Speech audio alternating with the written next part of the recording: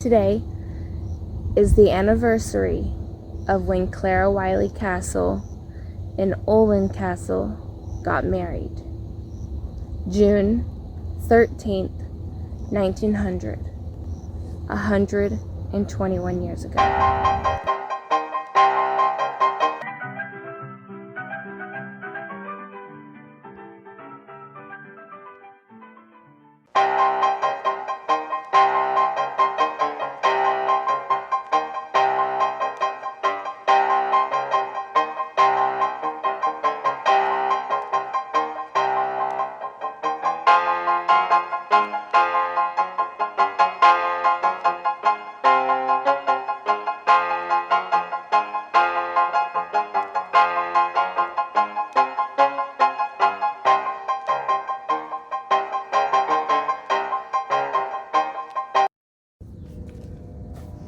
Okay, so tonight we will be talking about Mrs. Clara Castle, previously known as Wiley. And what had happened was one morning, Clara Castle got attacked by Jesse Morrison. Jesse Morrison was jealous that Olin decided he wanted to marry Clara instead of her because they had previously been keeping company with each other. So Jessie, in a fit of extremely jealous rage, decided she wanted to go over to Clara and Olin's new house and murder her. And they were all from prominent families. Olin was the son of T.O. Castle, who was the Eldorado's undertaker. Jessie Morrison was Judge Morrison's daughter, and Clara Wiley was the daughter of a local merchant here in town. Clara and Olin were married a week, and then the attack happened. The attack happened on June 22nd, and they were married on June 13th. Clara lived for 18 days after they were married, or after the attack. She lived for 18 days and then she passed away. And so the neighbor her name was Emma Spangler.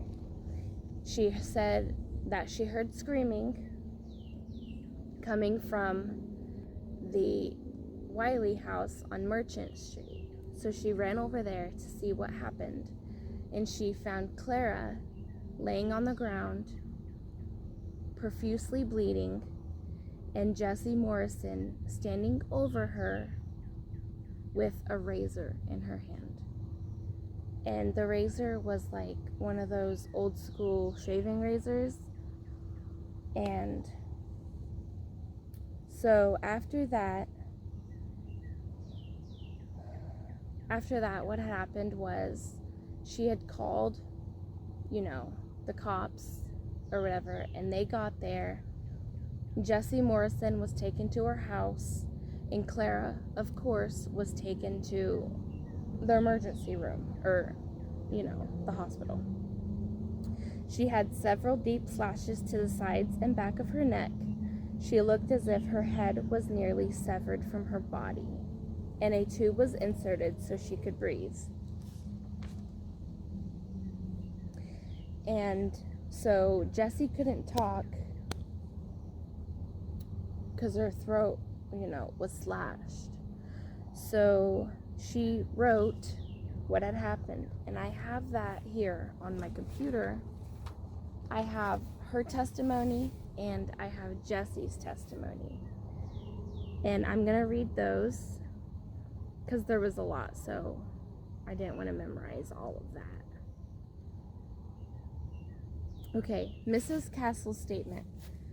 Though speechless from her wounds, Mrs. Castle still had strength to write what she believed to be her dying statement. Jessie Morrison killed me. For 18 days, Mrs. Castle lay hovering between life and death. During this time, She wrote an account of the quarrel, which differs from the story told by Jesse Morrison.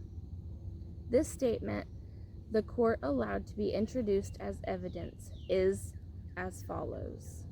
I, Clara Castle, having lost all hope of recovery and believing that my life is of short duration and that my death is pending and very near, and thus being in the presence of death, I make the following statement and declare it to be the truth. I was attending to my household duties on the morning of June 22nd, 1900, when I first saw Jessie Morrison come in at our gate. She came up to the door, our west door. Jessie came up to the door and, holding up a letter, asked me if I had written it. I told her I had not written it. Jessie then was not fastened when she came into the door. Jessie then started to come in.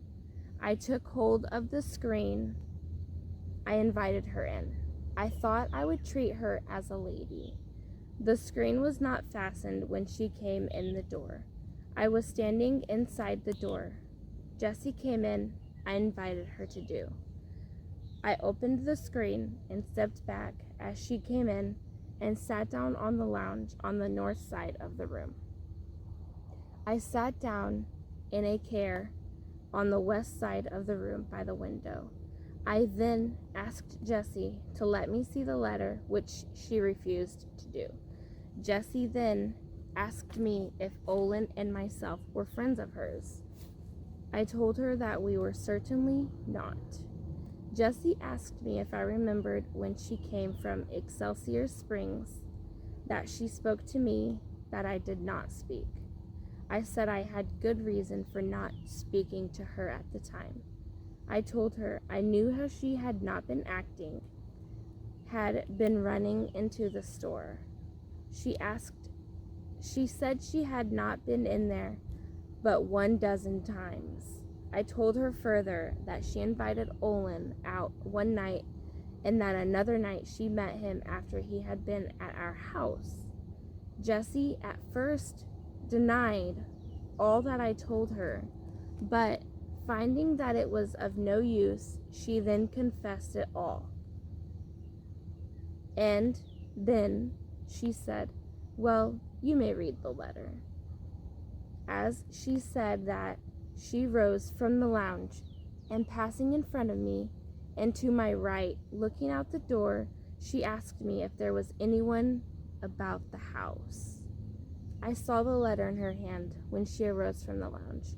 The next thing I knew, Jessie Morrison struck me across the throat with the razor, which she had in her right hand. I do not know where she took the razor from. I tried to define myself the best I could from the blows. I cut my fingers in trying to get the razor from her. I also screamed all I could. Directly, someone was trying to get into the house. She was on top of me. She got off of me and cut herself in the throat and arms. I saw her do it. I did not call her in from the street. I could not get the razor away from her. I did not cut her at all. She asked me soon after she came into the house if there was anyone about the house. She asked me that question a second time.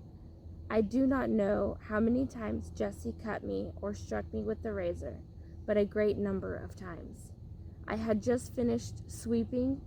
I saw Jessie at the gate. Before sweeping, I took the rugs to the boardwalk, where I cleaned and left them. I do not know who fastened the screen, but presume I did, as I usually kept it closed. I make this as my dying statement. Clara Wiley Castle. And then I have Mrs. Morrison's testimony, which, from what Clara said, from what it said before I read Clara's statement, are two completely different things. So here is Miss Morrison's testimony. The defense does not deny that Jessie Morrison entered the home of Mrs. Castle but claims that Mrs. Castle called her in saying that there had been coolness between them. There was no reason why they should not be friends. On the ability of the defense to prove that this position may be said that depends on the liberty of Jessie Morrison. The essential part of Mrs. Morrison's statement to the jury follows. When I passed Mrs. Castle's gate, Mrs. Castle opened the door, threw a rug on the walk, rapped on the door with a broom, and said, "Jessie, come in. I want to talk to you." I had no intention of going in prior to this time. I turned around, walked in the gate into the house. Mrs. Castle was standing in the door, the screen door, and the other door were both open. I sat down on the lounge in the northwest corner of the room.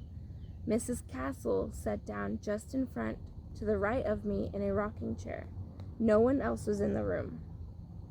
At the time, I did not see anyone there prior to the difficulty which afterwards arose. When Clara sat down, I said, "What do you want to talk to me about?" She said, "You know what I want to talk to you about."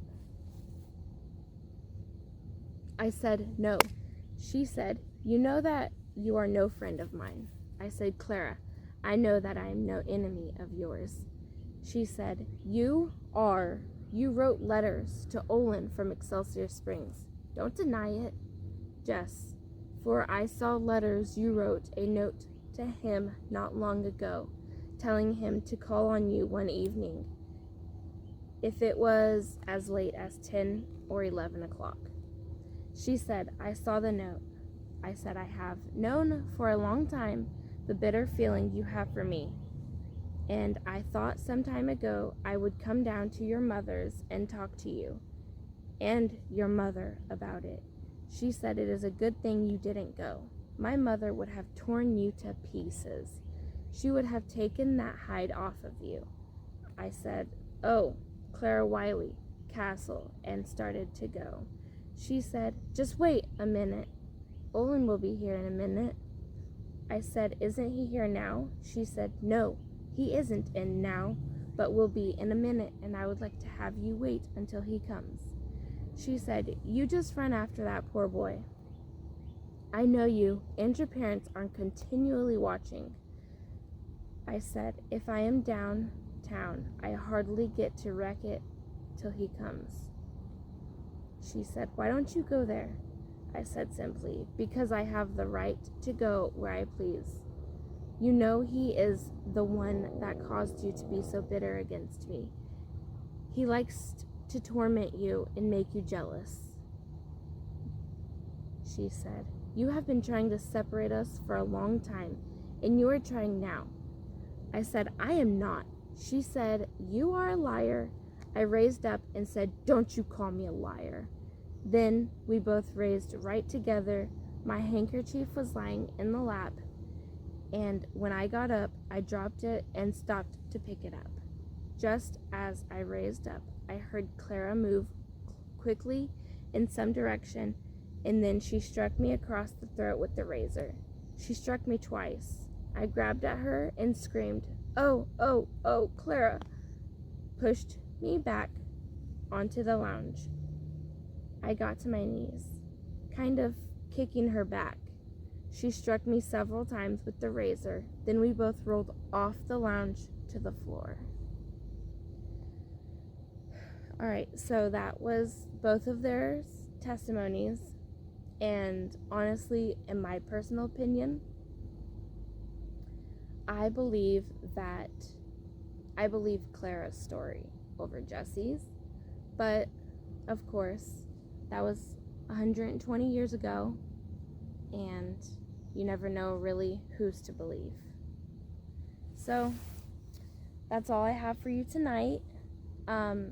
If you would like if you would like me to go more into Jessie Morrison's court trials, there was 3 of them, then I can do that in my next video. Just let me know what you want.